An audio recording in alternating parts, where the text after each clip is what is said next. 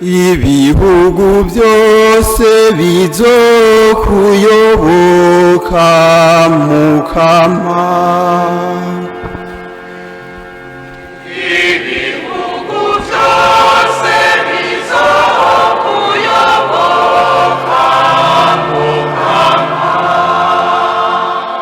Mana shikiriza umwami ingingo zawe, igisha ubutungane bwawe umwana w'umwami, azoheza acira abantu b'igihugu cawe urutunganye, ashingira ingingo abawe baruhijwe.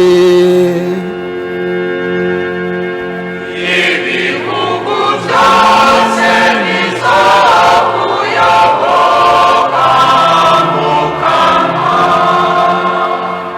Mu gihe ciwe ubutungane buzoshurika, amahoro asagarare gushikaho ukwezi kuzozimanganira, azoganza kuva ku kiyaga gushika ku kindi, kuva ku ruzi gushika ku mpera z'isi.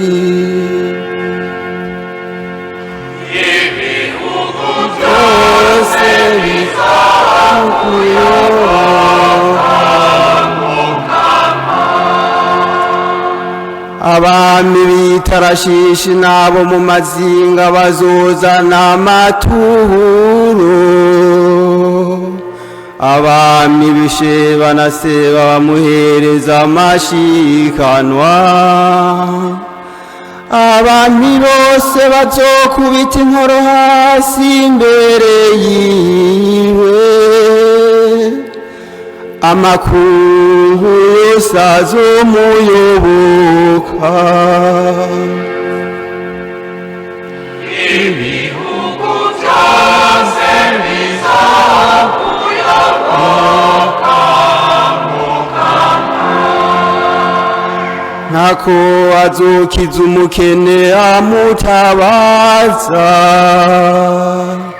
azogirira impuhwe umworo n'umukene, azogirira impuhwe umworo n'umukene, kandi azorokora ubuzima bw'abakene.